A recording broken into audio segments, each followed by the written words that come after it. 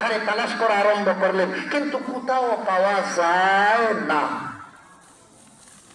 উসমান ইবনে তালহা তো আর আসমানে যায় নাই, জমিন নিচেও যায় নাই, আসমান জমিনের মধ্যখানে আছে। আছে না নাই? আছে। যেই মাত্র উসমান ইবনে তালহা দেখে লাইছে যে মক্কা বিজয় হয়ে গেছে, চাবি আমার হাত থেকে এখন অটোমেটিকলি চলে যাবে। আমার ভাইরা মুষ্টির ভিতরে কাবা ঘরের চাবি ঢুকাইয়া, মুষ্টির ভিতরে কাবা শরীফের চাবি ঢুকাইয়া খুব শক্ত করে ধরছেন। আর ধইরা উসমান ইবনে তালহা যাইয়া আল্লাহর ঘর কাবা শরীফের ছাদের উপরে এক কোণায় লুকাইয়া রয়েছেন। সুবহানাল্লাহ। সুবহানাল্লাহ। উদ্দেশ্য ভালো, উদ্দেশ্য হইল কাবা ঘরের চাবি দিব না। কাবা ঘরের চাবি যে দিব না, এটা উদ্দেশ্য খারাপ নয়, উদ্দেশ্য ভালো। উসমান ইবনে তালহার উদ্দেশ্য ছিল যে আমি আল্লাহর ঘরের খেদমত করব।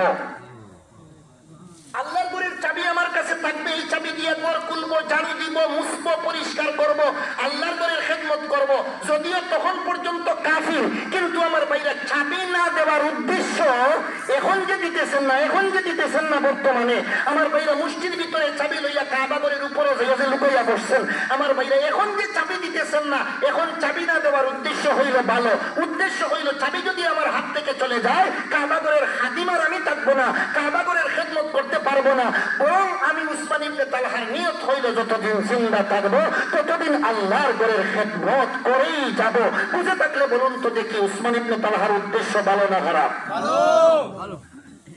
যদিও তখন পর্যন্ত কাফির, উদ্দেশ্য ভালো। এই উদ্দেশ্য ভালো হওয়ার কারণে আল্লাহ শেষ পর্যন্ত উসমান ইবনে তালহার পক্ষেই রায় দিয়েছেন। সুবহানাল্লাহ। আল্লাহু আকবার। গভীর মন দিয়া কথা শুনেন আমার ভাই ও বন্ধুরা।